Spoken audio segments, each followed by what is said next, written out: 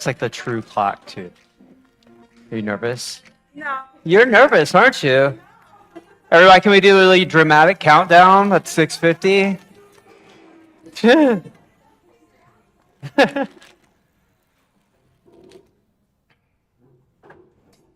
Okay, I'll get started. Hi, everyone. Thank you for being here this evening. On behalf of Techqueria, thank you guys for coming, and just know that we're here to support you in any way that we can in the Austin area.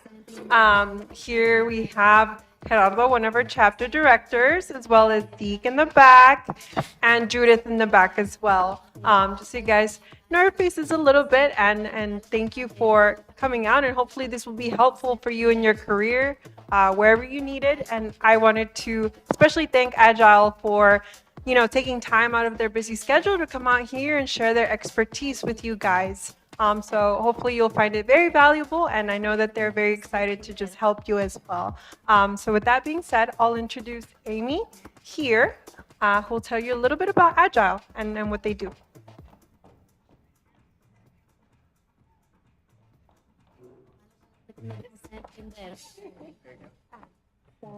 Hi, everybody. Thank you so much for coming out. Dale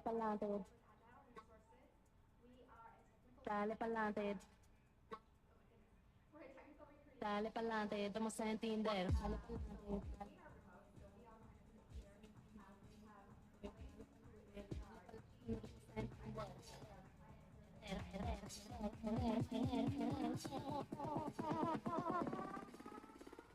Dale pa'lante, dale pa'lante, dale pa'lante, dale pa'lante, dale pa'lante, dale pa'lante, dale pa'lante que nos vamos a entender. Dale pa'lante, dale pa'lante, dale pa'lante que nos vamos a entender. Dale pa'lante, dale pa'lante, dale pa'lante, dale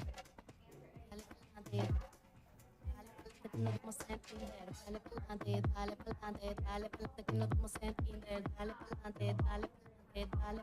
No vamos a entender, dale pa'lante, dale pa'lante, dale pa'lante que no vamos a entender, dale pa'lante, dale pa'lante, dale pa'lante que no vamos a entender.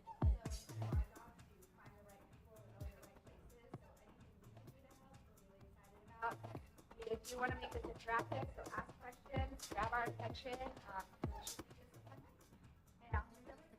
Cool. I'm good. Okay. Yep. Thank you, guys. Okay. That's super loud. I'll try not to yell at y'all. I'm going to turn down the music a little bit. So welcome. I'm Clint Hawkins. As Amy said, I work with GEE Group. My home company I started off with is called Agile Resources, but since then I get to work with folks at Access Data, which is where Edward works, SNI Tech, and Paladin, which is based up in Dallas, Texas. So thank you guys. I got to meet a few of the folks that are here, and we're going to have some examples. So raise your hands if you're frustrated with how to go look for a job, like this is a job hunting process in general. Is it frustrating? Yes, we got some hands. We got some. Lisa, you're looking for a job, Lisa? Okay, all right. I got it. Okay, Lisa's on our team. Okay, you're good. Okay. Do we need to have a talk later? I have candy. There. There, perfect. Okay. And we got things falling. Awesome. So we have three things that we're going to cover tonight that might help you guys out. And so I'm going to turn that one off. Okay. The three things that we're going to cover tonight, and we'll try to keep the rhythm moving so I don't get too boring. One is we're going to talk about the top 3 blind spots that most people have on LinkedIn. And those are the things that most people don't even know how to see them or understand where they exist within LinkedIn. And Raul, I'm going to start off with your profiles and examples, so I'll call you up here in a second. Next piece, we're going to talk about this rule. It's called the top 1/3 and 3-second rule. And it is the way that your resume shows up when a recruiter or hiring manager looks at it, and how much time do you have and what kind of spacing do you have for someone to look at your resume and review it. And then we'll wrap up with the really good emotional stuff, which is like the odds against you, because that's always fun to know, right? Like, what are the odds against me to find a job? And we're going to talk about some of the hacks that you can do that up the odds for you, because I've been doing this for way too long, and I've found out that most people this past year they've been applying to hundreds, if not thousands of jobs, and they're not getting the feedback, interviews, or any type of traction that they used to get prior. So we're going to talk about how do you get past that. So we're going to talk about blind spots first. So Raul, I'm going to call you up here. You ready, buddy? Come on up. All right, everybody give it up for Raul. All right, that's live. I'm going to step over here. All right, Raul, he's ready to go. Sweet. Can you introduce yourself real quick? Test. Hi, I'm Raul Vides Sarmiento. I completed electrical engineering at the University of North Texas, and I'm a local here in Austin. Okay, so Raul, can I show you something? Yeah. It's going to show up on that screen there. I'm going to get off our music, our Spotify here for a second and go to this. So, first of all, let's ask, all right, Raul, is this you? Yes. Okay, that's a great picture, by the way. You look very happy. Thank you. You got a award-winning smile and mustache in the picture, so that's awesome. So what I'm going to show you the trick. So this is you, the way you see yourself majority of the time, right? Yeah. So when a recruiter actually looks at our hiring manager, there's this little button that shows up. It says View in Recruiter. Do you see this? Okay. And if you guys, I'm going to step over here a little bit so I don't echo on you. So if I click on this here and bring up the next page, and the magic is happening, called the internet, I guess, it's spinning. Okay. So this page is what a recruiter or a hiring manager or somebody HR actually sees of you. So take a look here. First of all, do you see a whole lot of content?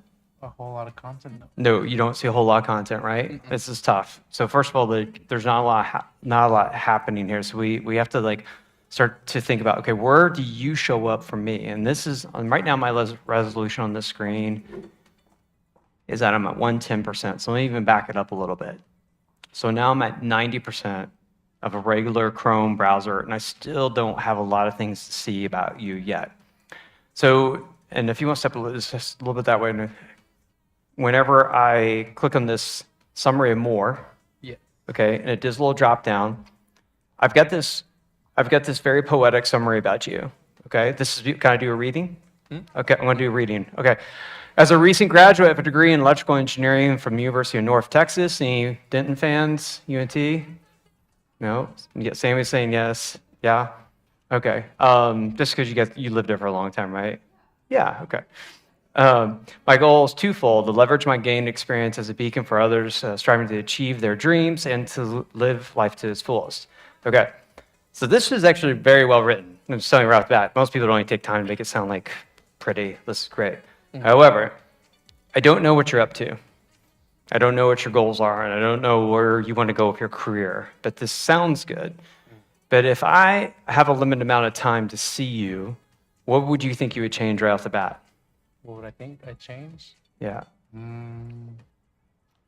I'd say definitely what I'm looking for. Okay. That's in there. Like what type of title, a job you're looking for? Okay, got it. All right. And then we're going to go down here a little bit, and we've got your past jobs. Okay, perfect. All right, I'm going to deep dive into this. Is that okay? Cool. First, right? You can turn off your mic. Everybody give it up for Raul. We're going to deep dive into this a little bit. You ready to take notes? Yeah. Okay, take a seat, and I'm going to rip through this. All right, you guys okay with us examining Raul's background together? This might be helpful to have a live example. So what's different here than you guys expected whenever I clicked on his profile? So here's what he sees and what you guys see as a public, like a normal view. And this is like what a recruiter sees. It usually starts off like this. Does this surprise you, or does this make sense? Make sense? Okay, it's pretty narrow. And then I've got to scroll down to get into his actual experience. And here's a couple things that people don't understand when I talk about blind spots. First blind spot is here. Raul doesn't have his email and phone number where it's public for a recruiter or someone to see. First, that's a first roadblock that he's throwing up for someone that's trying to find him. Because if I now have to use the LinkedIn recruiter tool to send him what's called an InMail, one, if my company doesn't pay for InMail upgrades, I can't. So what I got to do is then I got to send Raul an actual LinkedIn request. I got to wait for him to say yes, then I can send him a message. If you have your actual email here and you got your phone number. That means I can just highlight it, click it, and then send you a message right away, or I can pick up and just start calling you right then. So I know just the first hack here is like you probably don't want your phone number out for everyone because then you end up on auto dialers.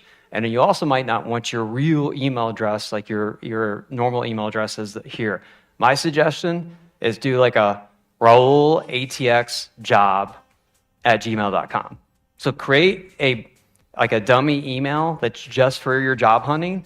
And so when you set up an Indeed or you set up and make it like make it your primary in your LinkedIn, and that way all the traffic and all the things, whether it's like junk mail that comes from like ZipRecruiter or things that you don't want, at least it's flooding this other inbox, not your good regular emails. Does that make sense? But you just gotta make sure to be checking a lot. So it'll keep your traffic for your job hunting in one place and then your serious interaction on your normal email. So that would be the first blind spot. Make sure you have an email address where people can find it at the very top. Second, I would put a phone number there. If you do start to get blown up and a lot of calls, could be a good thing because nowadays there's so much junk emails and different things happening. To get an actual real phone call from somebody like, hey, Edward, actually, I read your profile. I need to talk to you. He'd probably be like, oh, like right now? Awesome. I've sent out 1,000 applications. No one's called me. Thank you for calling. Let's talk. That'd be nice to hear, right? The next piece that most people don't understand is this summary piece, which Raul did. This reads really well, but I'm going to be kind of frank with you. It's fluffy, right? Like it makes me feel good about you, but if I start a watch and read it, I'm going to be like a minute and a half, 2 minutes in to understand your story. You need to make this fast for my eyes to see it and track it, but also fast to get to the point. And the biggest thing I could tell you in this blind spot here is this in this summary, either talk about what you want to go do, like put real exact titles. I am searching for an XYZ type of job, or I'm looking for partners in this type of startup I'm launching. Like be real clear what your mission is because you got a limited amount of time and attention span right there at the very top. The next piece I would do in this summary is talk about where you add value. Okay, so these things are nice, but what I probably need is some empirical data about you. Where do I add value? Like give me some stats, give me some numbers, give me some years of experience, give me the increased amount of traffic you created if you were doing marketing, just something that's gives me a tangible number to see, and also make it bullet points. Because visually, at least this is three paragraphs, that makes it easy to kind of see the buckets. But if I'm reading on a large screen, it's not too bad. If I'm reading on a smaller screen, it's hard for my eyes to track within the text. So, and we'll talk about that also within a resume, what to look out for there too. And then as we go into the next part here, all this area is searchable also. So any of the text here, and what I mean by searchable, if I'm in a LinkedIn search, let me go up to top. This is the tool that I would use. If I got a project open, and I'll pick up an older project. I actually have an ability to go through a talent pool search and do an advanced search here. Sorry, it's giving me a little reboot. I could do an advanced search. And I could pick all kinds of different options, but the biggest thing that I'll end up using, if I go over, there's a keyword search bucket that I'll use to do. And when I use a keyword search, you can ask, like Sammy and Lisa and Edward here, after we get done with this session, how do they use it? But that's one of the places where I actually go through and start to keyword search, or I'll do a title search here. You can see these titles here. And actually, one of the things that LinkedIn will do when I'm doing a search, if I go to the recruiter search, if they know I have an ad posted already, like say a marketing project manager, it will actually start to auto feed me other titles that LinkedIn thinks I should use. So it's easier for LinkedIn to categorize our jobs that we post and categorize you as a candidate within certain titles. So here's the thing. I was talking to Einstein about this earlier, one of the folks who are here. And when you're applying to jobs, you'll see the job title of the posting. most likely when I went to go post a new job, it auto-fed me a title that LinkedIn would like to use. So if I go here and it's blank and I just start typing marketing, it automatically tells me the buckets it would like me to post, okay? So when that happens, and I write out the rest of this ad, I go like this, and I fill it out, I post it.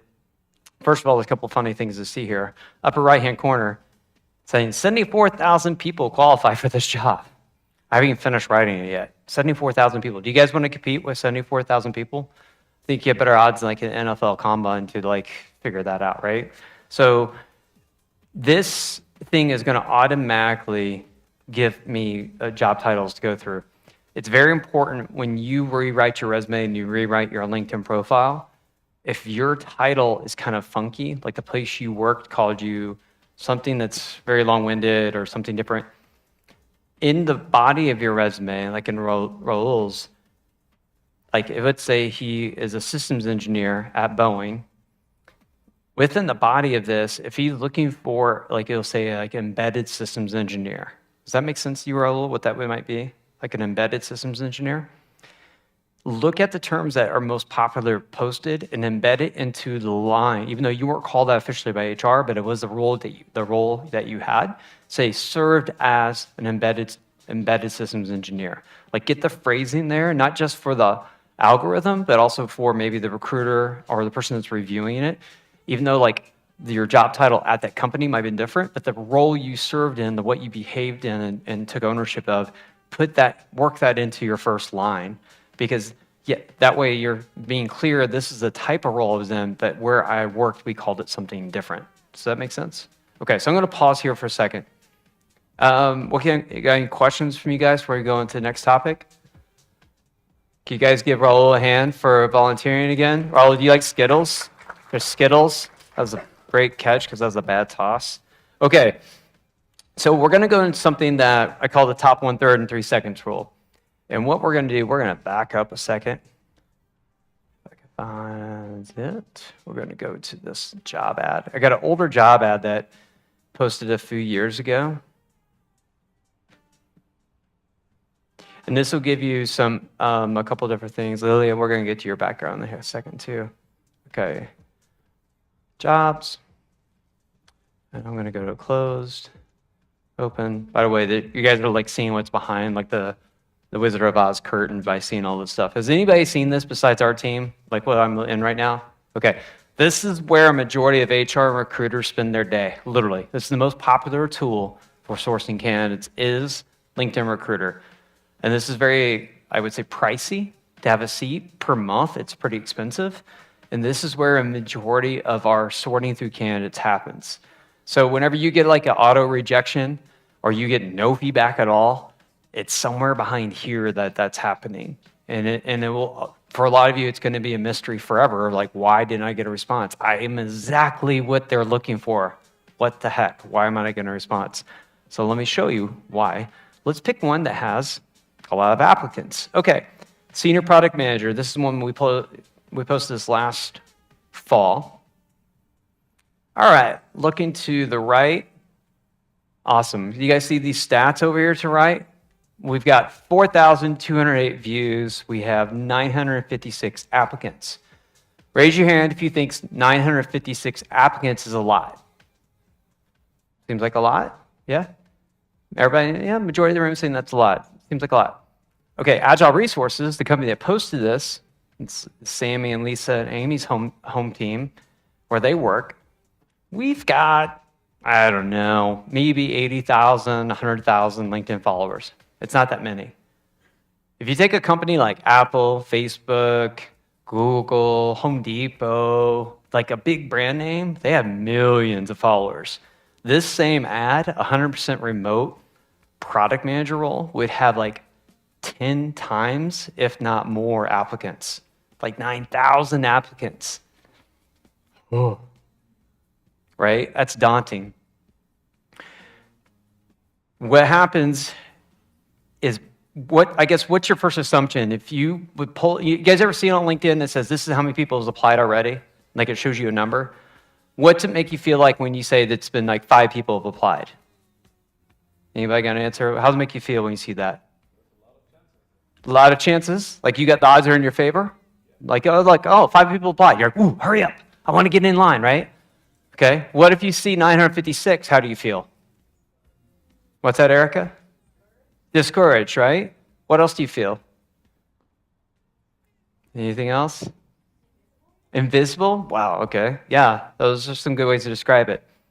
What if I tell you that neither thing is right? Neither thing is actually a real thing. It's like you tell yourself that, like, oh, I've got a chance. There's only 5. 956, right? I'm invisible. There's no way. Neither thing are actually true because when I go to click on this, it doesn't do it chronologically. It doesn't say, here's number 1. And what's your name, sir? Raphael. It doesn't say Raphael's number 6 in line. And like, sweet, he was early to the show. We're going to get him free tickets. Nope. And then Eric, you show up, you're 957. You're not last in line. When I click on this, by default, let's see if I can zoom in a little bit. And viewer, if this is on YouTube and this is your profile, this is from like a year ago. So you might just get some exposure and a bunch of people hitting your LinkedIn. I'm sorry about that. All right, I got back up a little bit because you can't see it. Okay, here on the right-hand side, it defaults to sort by relevance. Okay, as much as we think LinkedIn's going to be pretty smart, I have some funny news for you. LinkedIn's not very smart. It's not an IA super intelligence that's like, wait, I know Raphael. I've been watching him my whole life. He's the guy for this job. Like, like speed him up to top relevancy. Take a wild guess what this is probably still doing for as a relevancy engine. What's that? Somebody say keyword? Yeah, what's your name, sir? Gerardo? You're right. It's just using a keyword cloud, a very basic algorithm. How many times does Raphael say this in his resume versus the job title and the keywords listed? It's just a word cloud matchup. We're talking about stuff that this is like 6-year, 7-year-old technology. It is not looking at, I read your whole story. I'm looking at the forward trajectory of your career, and I'm going to guess where you're going to go next, and you line up with this job. No way. Not even close. Even though that's what the perception is of AI, like, oh, it's going to kind of head you off where you're going, and it's going to line you up. Nope. LinkedIn is not doing that. It is looking at keywords and matching up your job titles, type of companies you worked for, and it's matching up with this. So relevancy, Mr. Jonathan Arena, I have no idea. So he applied on September 6th. I'd have to see when we first posted it. But it doesn't even say what number was he. Was he number 500, middle of the pack? Was he number 1? Was he number 956? I don't know. So what changes your mind knowing that? Yes, sir. So you can hack it just by using a lot of buzzwords and just like keywords of the job title that you want. Yes. Yes. So if you, let's say you come into this job and you say, okay, there's 900 people applied. 1, you're not invisible. Don't get discouraged. Okay? Because it doesn't mean the game is over, right? And if you do show up and you're number 6, don't assume that you're going to get seen right off the bat. Because some people are going to post an ad and they might wait 3 weeks before they even look at the applicants. Not because of anything they're doing wrong, just because they get really busy. And they're like, oh, I got to post that job. They post the job and they're like, they get slammed with some project or they get a trouble ticket that sends them off into some, long-winded chase. And then there's 2-3 weeks later, they come back and there's hundreds of applicants. So yeah, you were early, but they didn't start looking at it until a couple weeks later and there's 300, 400, 500 people online, right? So yes, really slow down. Don't always click that easy apply. You guys see the easy apply button on LinkedIn? Like, yeah, you can be laying there at night watching, Vampire Diaries and make, oh, job popped up. I'm going to easy apply and send it.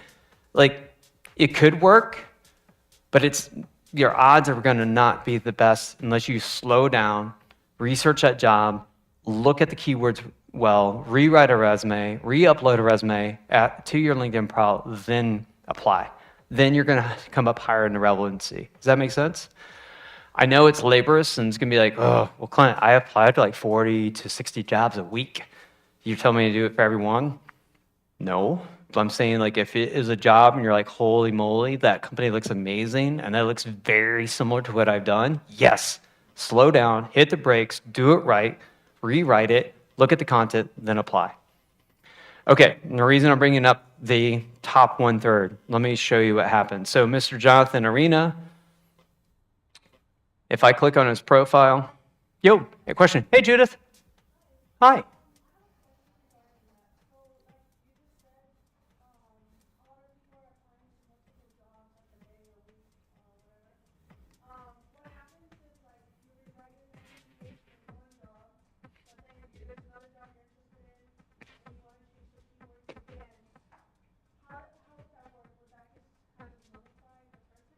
So you don't have to, and the question, it's Judith, right? Okay, Judith asked, like, well, if I'm rewriting my LinkedIn profile, do I have to rewrite my whole LinkedIn profile every time I apply? It's not actually your profile, like, it's not actually like Rule's actual profile he has to rewrite. It's the attachment that the resume you attach when you apply, because that right before you click apply, LinkedIn will ask you which version of resume you want to attach to the application, and it'll say, do you want your default one? Or it'll let you upload a fresh one right there. So what I would suggest is like have a folder on your desktop or on your machine that you have all the different variants of your resume, and just be like, this is Judith, and then like version blah, blah, blah, like for whatever job you're applying to. That way you can just go to upload, you see the one that you redid, and like send it. So at the end of the week, in that folder, you might have like 20 or 30 different versions of your resume. Again, I know that sounds really tedious, but if we want to increase the odds of someone saying yes and like in a relevancy engine pulling you up, you're going to have to do the homework to get there. So you don't have to rework the actual content of the LinkedIn profile. It's the resume you attach. Does that make sense? Okay, cool. All right, so going back over to what it looks like. So if we go over to Mr. Jonathan here. So this is what it looks like when you actually apply to an ad. It comes up with this little most recent activities here. And then this little link here says attachment resume. And I click on this, and this is, I'm not kidding, this is how it works. First of all, where's the resume? Way down there on the bottom of the page. This is like what a recruiter or a hiring manager sees. So they still haven't seen you yet. They can't even see your resume yet. All I see is Jonathan's number. Oh man, I'm really sorry. I put Jonathan's number, everybody on here. Okay. So this is all I get. How much of the page do we see? Let's go from his name to where you see this black bar here. How much, like fractionally, how much do you see right now of that first page? What'd you guys say? About half of a job. What'd you guys say over here? About a 1/3, right? This is where you guys are showing up. So if you know this now, like this, when you apply, this is the window I see when I see you apply. What would you change? Introduction could be too long. It's taking up too much space at the top. What else? So this is both a UX and a content thing, right, Judith?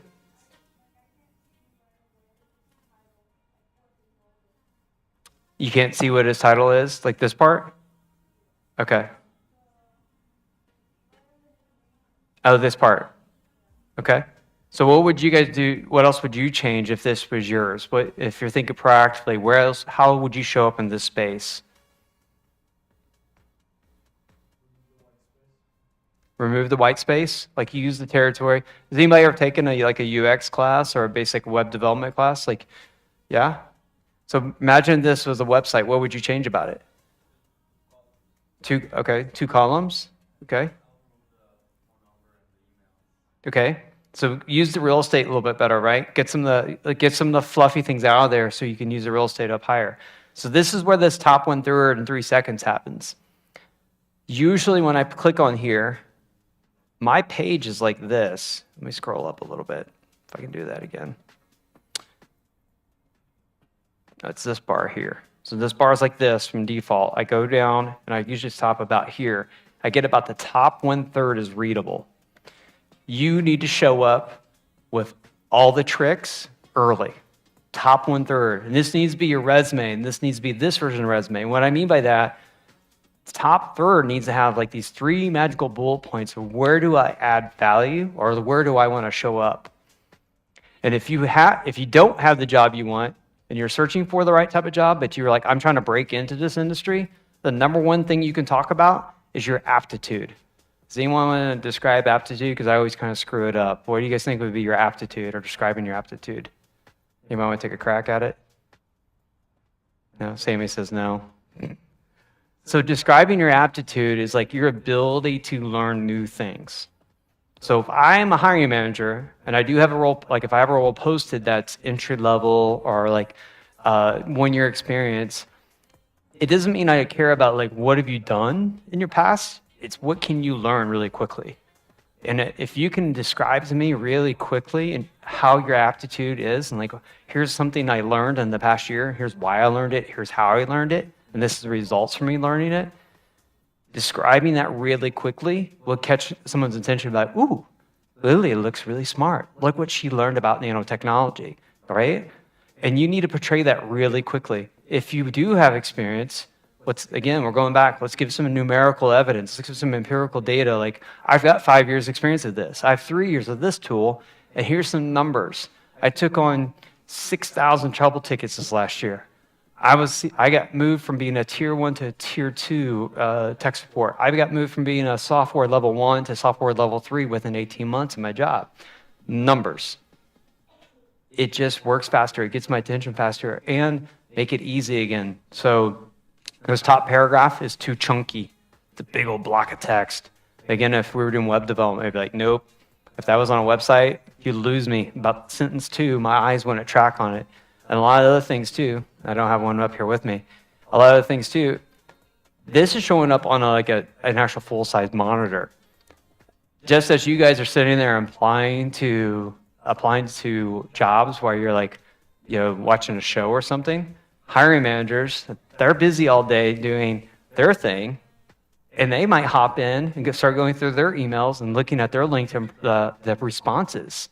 And they are seeing it on a little small screen or maybe an iPad. But first time somebody looks at you, it might be on an actual phone. So top 1/3, get all that content up there really, really high. Check it on a web browser, but then also check it on your phone. Like email yourself the PDF of that resume and take a look at it. And if you're not getting the job done on the first opening of it, and you got to like swipe up to start to get to the good stuff, you're done. It's too late. They've already they read the fluffy thing, didn't see what they needed to see, and they moved on. Is this making sense? Yep. 3 seconds. Read it out loud. First of all, grab a stopwatch on your phone, then read out loud, and that 3 seconds stop, and see how much content you can actually get through. I know 3 seconds is really fast. Does anybody know the attention span of a goldfish? Have you guys heard this? It's like, somebody said no number. You guys heard this before? It's like 8 seconds, I think. And like now an adult human is like less than a goldfish. Thank you, TikTok, I guess. Recruiters get 956 ad replies. Their boss is yelling at them, hey, go find the person. I need this person starting tomorrow. Go look through 900 of these people. We are going to move as fast as we can to get through the content. And then we're going to start reaching back out, right? You don't have minutes. You don't have 5 minutes. You don't have 1 minute of somebody reading. You've got seconds. So in that first 3 seconds, you got to set a hook somehow. Somewhere they're like, okay, this makes me curious. I'm going to keep going down the funnel. So that's the top 1/3 in the 3 seconds. So we're going to take a break. Okay, I have tons of candy up here, and I like throwing things at people. So you guys have candy because they were giving me, that's a terrible throw. What is happening? Gonna wing it, Edward? That's a ninja star throw there. Gerardo's losing his head over candy. People are dying here if you're not, yes? What? I just didn't really power through it there. Wow, that was an offensive throw. Walker, this is really sad. That's my son over there. He's gonna like totally make fun of me later. It's fine. You really didn't want me to try to throw it that far? Walker, you please take this to other people. Here, go take that thing, Amy. So that's just embarrassing here. You caught one of them. Okay. All right, the odds. This is the good stuff. Earlier, I heard the words invisible, and what was the word you used, Erica? Discouraged? Yep. Here's the tough part. The job boards, like Indeed, LinkedIn, Career Builder, ZipRecruiter, all the things, is like the lake, right? And we are all the fishes in that lake. And the thing that this past year that I've seen, it's not the fish that have the problem, it's the lake that's broken, okay? So that's the good news. It's not you, it's the lake. It's the ecosystem of the job boards is really, really broken. The sad part about that is there's none of us in this room that can fix it. Like, Indeed needs to fix it. LinkedIn needs to fix it. Like, the whole thing is kind of broken. You guys want to take some wild guesses why? Or just some assumptions? Why would it be so muddy? Like, why is it so cloudy in this lake? I'll give you 2 letters. It could work, yeah, it works for them because they're driving like views and everything. AI. Oh, that's a cliche thing to do when you're like giving a speech, like say AI, but it's true. Okay, so there's a thing out there that's called fake candidates. There's fake humans applying to jobs. It's a whole bracket. It's a racket. It's a whole thing that happens. Why do people do that? We won't get into it, but it's essentially like a marketing engine that they're doing. They're trying to get attention on a fake profile because there's someone else that they're trying to represent to get this job. So there essentially becomes that 956 applicants, maybe 500 of them are really the human that they say they are. The other 400 something are not actually who they are. So that's fun. That increases your odds, right? Like all of a sudden now you're up against cloned out resumes, like replicated resumes, replicated LinkedIn profiles. They're not even really that human. So that does not help your odds. The other piece is too, it's so much easier now to auto-generate a lot of content in general, right? Job postings, different things. So something that used to take somebody 20, 30 minutes to write a really good job ad, they can just ask Gemini or ChatGPT to write me a job ad for a product manager and they post it and they wing it out there, but maybe they didn't have like full intentions of hiring, or they just were doing it as like a kind of a litmus test or A/B testing to see what will work, what didn't work. So sometimes you're applying to a job that's not really going anywhere. So those things are very discouraging. So let's teach you guys how to fish better in the lake, right? So let's do this. Lilia, are you cool to come up here for a second? Ask you some questions? Come on up, Lilia. This will be fun. All right, everybody get up for Lilia. I'm going to turn that live. Can you stand over there a little bit? I'll give you a second to get that on. You'll hold on to that. Okay, Lily, can you tell everybody what your degrees are in and what kind of specialties that you work on? Yeah.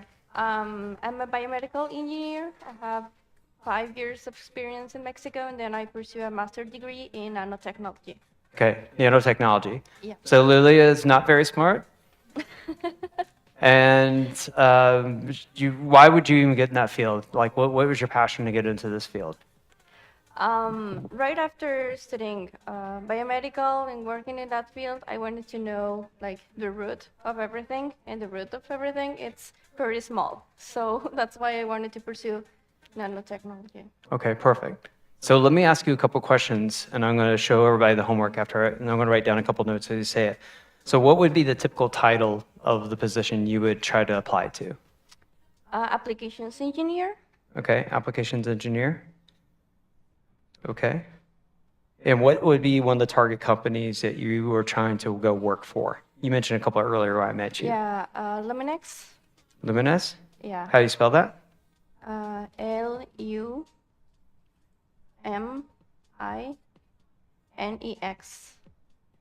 Like that? Yeah. Okay. And Abbott also. ABBOTT? Yeah. Is it double B, double T, or one B? Yes. That's it? And GE Healthcare. GE Healthcare. Yeah. Okay, cool. All right, we're going to do some quick homework. I'm going to pretend I'm you, and I'm going to go to town to try to find you a job like right now, and then figure out a way to message a hiring manager that I think could be the boss that you'd want to go work for. Okay? Okay. Cool. Give it up, Lilia. Okay. This will get a little funky, so just bear with me, because this is not scripted, and I'm doing this live. It's like trying to do a magic trick, and I don't know if the rabbit is still in my hat or if it's taken off, okay? So just bear with me for a second. So if I'm pretending I'm Lillian, I'm going after a job, and let me do this. I'm going to start off with, I'm going to go to Indeed. Actually, I'm going to do it this way. 1 second. Go job, back up. Let's go applications, engineer, and let's say Luminix. Okay. And there's 2 different ways to do it. One, I'm going to set up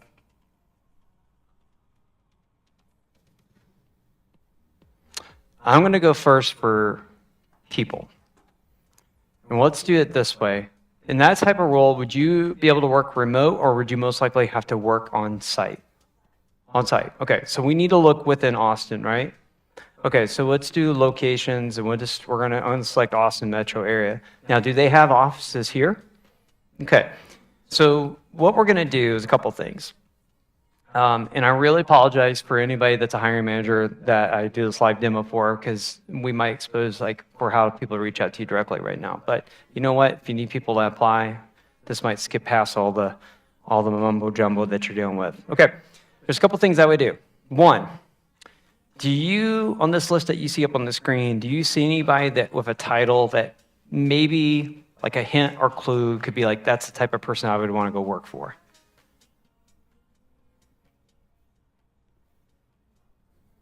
Not yet? Okay. I'm writing down a few, though. Do you see anybody that maybe has the job that you would want yourself, though? So maybe I need to put in the word like nanotechnology up here. Like maybe do nano like this. Let's see if we get a little bit closer. So there's some things in here saying that folks they must have nanotechnology within their backgrounds. We're going to look at Amar. I'm going to scroll down a little bit.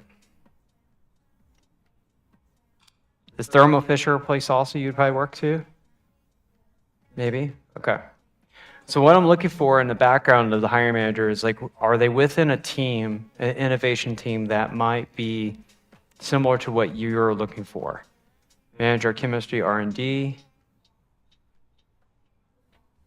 What's that? Okay, does this make sense to you? This does not make any sense to me. So can we pretend for a second that Ben Mize might be the person, though?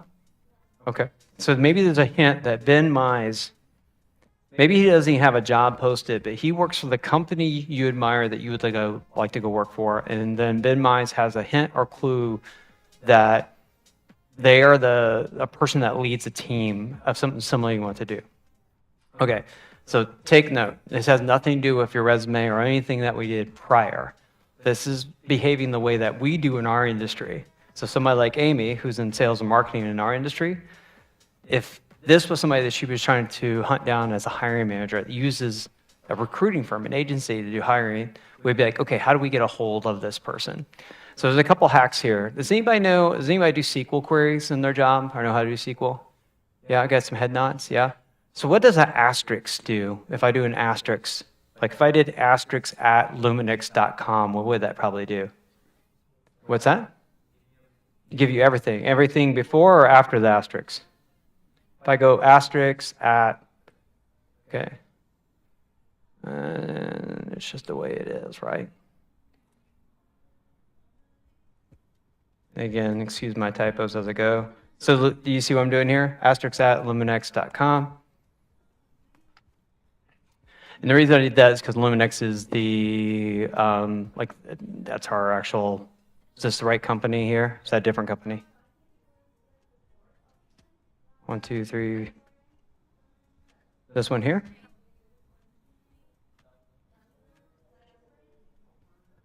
Here? This? Oh, got it. Okay. There's a couple different ways. Oh, so is this a division? Whoa. Okay. Got it. So, okay. So this could throw us off a little bit. So like if the URL or the back part of the email address might be a little bit off, and like maybe they're still with the parent company as far as the domain name they use, right? Because most likely they didn't change everybody's emails just yet. So there's a couple places we can go. There's one website that's called Rocket Reach. Has anybody ever heard of this before? Nope, Rocket Reach. Okay. Rocket Reach. Okay, Rocket Reach. Check this out. Try it for free. What Rocket Reach does, it gives you contact information for people's like corporate email addresses and their phone numbers. I say, okay, try it for free. It's probably going to ask me for an email address. Maybe not. Okay. Try it for free. Cool. Okay. Well, type in a name. Next. Sweet. Anybody remember his name? It's not Google. Okay. Yeah. I get it. Okay. Let's just pick one of my awesome multi. Okay, continue. I might have used up all my freebie on the email addresses. Let's see what happens. Looking good so far. Okay, nope. Skip the step, please. You guys with me? I know I'm slowing down a little bit. All right, here we go. Ben, Mize. I'm great that we picked a name that's kind of funky because this makes it easy.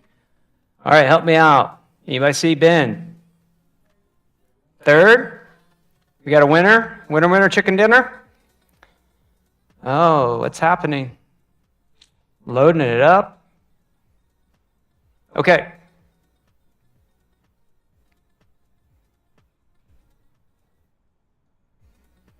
As this loads up, let me tell you what we'd like to do. Okay, you guys see the top one?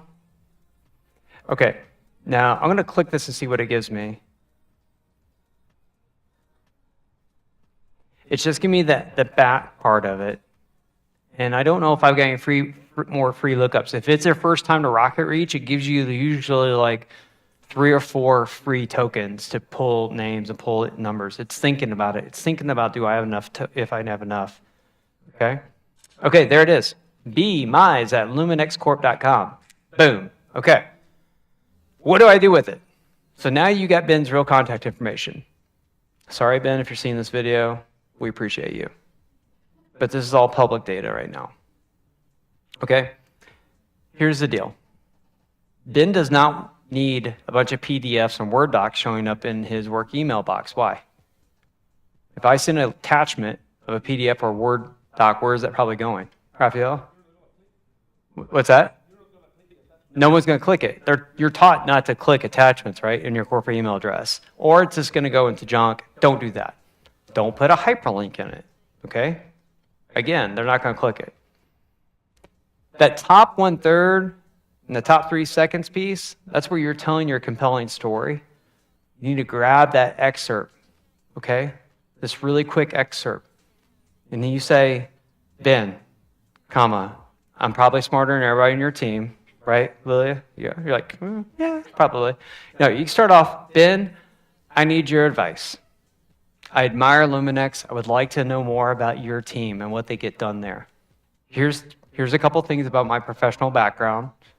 Can we set a time to meet? Thanks, Lilia. That's it. You know why? And I'm going to go grab this real quick.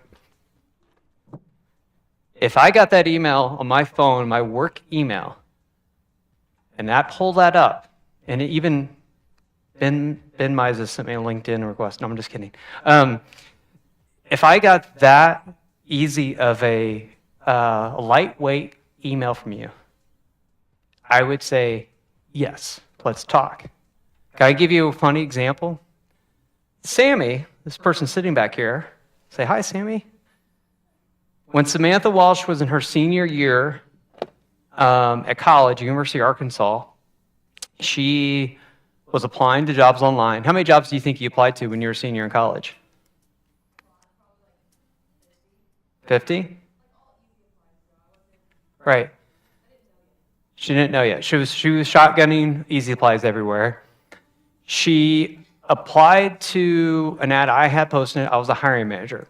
I think I had 600 ad replies for that job. I'm not kidding. How many times did you reach out to me over email or LinkedIn? 4 times. Okay. Finally, Sammy sent me a direct email. She found my actual email address and sent me this pretty aggressive, like, we are going to talk email. I'm not kidding. It was kind of like, come on, like a bro, what's up? Are you not seeing this very awesome entry level resume I keep sending to you, right? But the type of thing was like, she put a bunch of a call to action on there. Like, when are you available to talk? Let's grab some time. And the last version she sent me didn't have a resume attached. It was just like, it was all within the first like view when I opened it on my phone. And at that moment, I just hit reply, sure, when are you available? Now, that was a whole other story. It took Sammy like me canceling 5 different times before I actually called her back. You guys have to show up in that pocket. On their phone, lightweight email to the hiring manager. And even if it isn't even the hiring manager, even if it looks like somebody would be on your team, like, oh, I think they have the job I want, right? Hit them up too. Hey, I saw you on LinkedIn. I want to know how to work with your team. You guys look like you're doing great stuff. Can we chat? And they say, sure, like you kind of look like me too. Like I saw your LinkedIn when you sent this over or whatever. Like, yeah, we need more people on our team. Then you start to get to know them and then you go up to their boss, like, boss, hey, do we get like a bonus for referrals, right? And they're like, yeah. I'm like, hey, I got one, right? There's this really awesome person, Lilia. She has a master's in nanotech. She lives here in town. She actually does the stuff that we do, right? So look for advocates in the pocket that are already on the teams that you want to be on. You'd be amazed how many times they will take you to the manager and drop your resume on them or actually help you go through that process. Does that all make sense? Okay, so I'm going to stop there because I know there's a lot of content and we've been going at it for about 50-something minutes. Questions, Dorado? Ooh, that's a good question. There's a lot of statistics about that, like when should you drop the email? Amy, do you have any suggestions?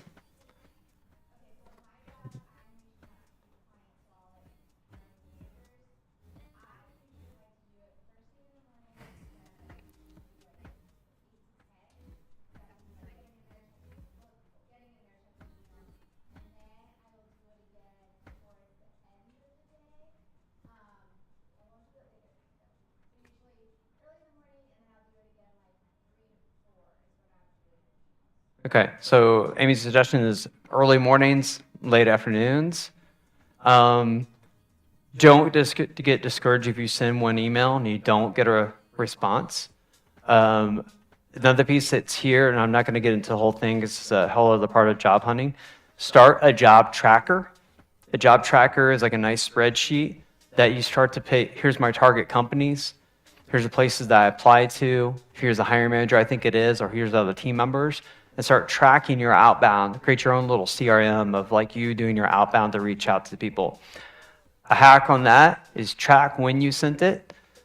Go set a reminder for yourself in your Google Calendar, like 3 days later, go to your sent items, hit reply all, and just say, hey, just want to show back, make sure you saw this. You know what I mean? Like then it's RE : then it's the headline, right? So then it starts to look like an email chain that they were a part of. It's a little funny sales hack, right?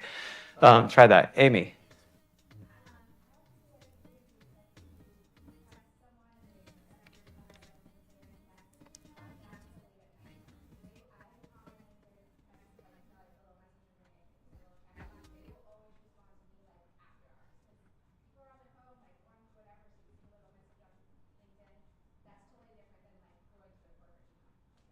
Perfect. And for those that are watching this, Amy was talking through, send messages on LinkedIn later in the evening, or expect to start dialogue maybe after hours with somebody using the LinkedIn messaging app. Because somebody has the app on their phone, they'll be more likely to go back and forth with you there. What other kind of questions you guys have before we wrap up? Yes?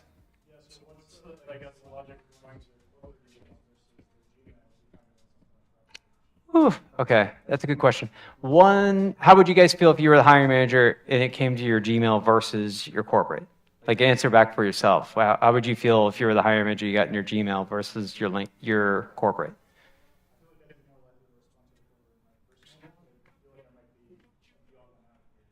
It'd be a great experiment to see, right? Because it might be say, hey, off the record, let's talk.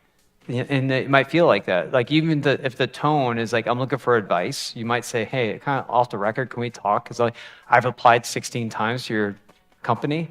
I know I qualify. Can we talk off record and like fill me in a little bit? Like give me a little bit of leg up here. What should I do different? So I would try both. Why not? You have nothing to lose, right? It's like try different ways. What other kind of questions do you guys have? Anything? Is anything here surprising to you or different than you thought, as far as when you look at it from this lens? Maybe a little bit. Okay, cool. Yes?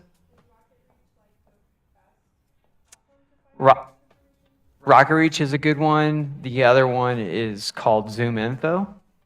So Zoom Info is similar type of website. So all these tools are actually they're sales tools. They're like what a B2B salespeople use to go find contact information. Like we have a corporate license for Zoom Info that our team uses. So it's grabbing all this data from different companies. It categorizes it. That's the top two I know of, but I'm sure if you do a search for, we got this Apollo. I've actually heard of Apollo. That's supposed to be a good one. But there's a whole list here that are like competitors of Zoom Info that are popping up. So if I put it like Zoom Info and I just put the word like competitor, like this, we'll probably get a nice list, all kinds of ads, Lead IQ, Apollo, Lead 411, UpLead, Hunter, all kinds of them. And this is going to be these are going to be your tools. Most likely you'll get a couple tokens of freebies that you can look up, and then you'll hit the wall and either you're going to have to pay. Another one too, it's like an old school one, is whitepages.com. And that thing is like the easiest way to like grab any data on folks. Like those are like, it's probably like $5 a month. And then if you go through your tokens there, you got to upgrade. So there's a couple different ways to look up the contact information. Any other questions? Edward?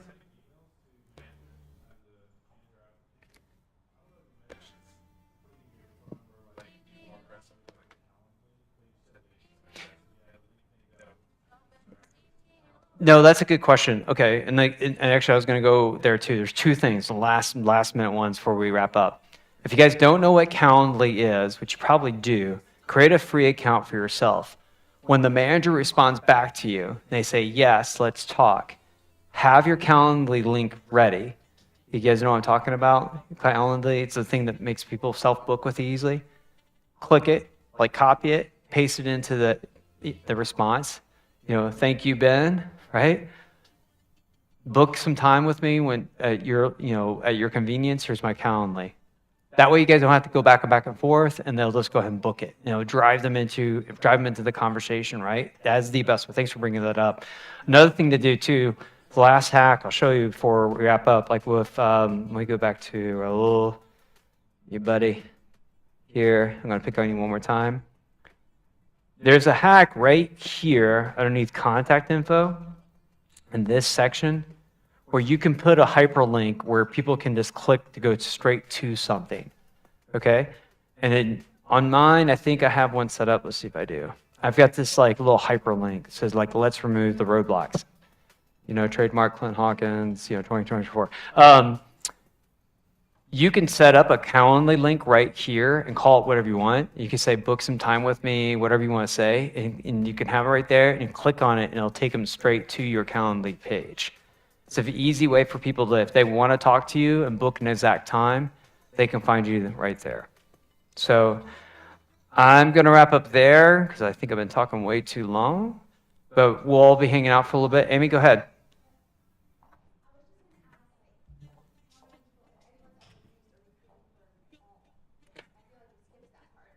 Oh, sure. Like how?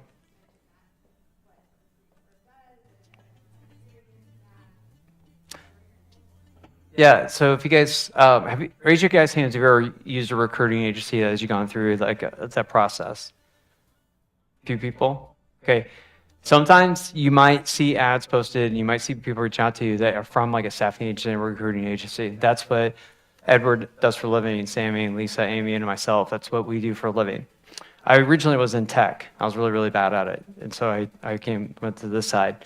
And our job is like companies like Luminex or like Abbott, they pay for third-party recruiters and companies to help them find candidates. All right, that's what our companies do. The reason is all kinds of things. They might get a huge project that they need 20 people that are embedded engineers to like take on something.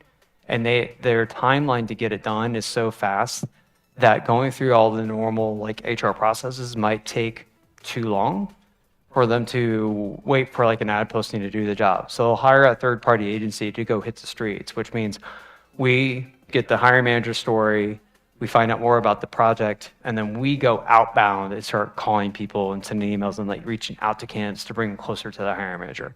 So when you get those kind of funny emails sometimes, like, what is this person? Like, I don't want to work for their company. Like, they work for a staffing company, something like that. It actually is third parties that are reaching out to you, kind of like a real estate agent is like representing the buy, or somebody selling a house. We're out there trying to represent these companies and bring you closer to get you into the interview process. So sometimes it's like mysterious. So like, why does this person reach out to me? And they keep on peppering me about this one thing. Why? It might be because they're trying to recruit you for the clients that they're working with. Does that make sense? Same thing, the opposite side. As you're job hunting, if you see a posting that looks good to you, like, I don't think it was here earlier. If you see a posting that looks good to you, reaching out to that recruiter and finding them on LinkedIn and adding them and say, I want to talk to you. Like, I want to talk to you, Sammy, about this job, but also I want to talk to you about any other job you have that's similar, and have them help you go house hunt. The other way, right? As a realtor actually helps you look for houses, recruiters can do that where they're like, okay, tell me your story. What are you looking for, right? And then they get that, then they know what to start to go look for and what to pay attention to in the market the other way, right? And it doesn't cost you anything. It's whoever the actual hiring company, they pay the fee to our agency for doing that type of work. So, take those folks and use them as advocate. But after, turn off the mic and shut this down, we're gonna be hanging out for our next like half hour. So if you guys have questions for us, please, slow down and make sure to ask us questions. Tell us what your frustrations are. I'm gonna try to do our best to help you out with some ideas. Does that sound good? Cool. Thank you guys so much. This was fun. Appreciate it.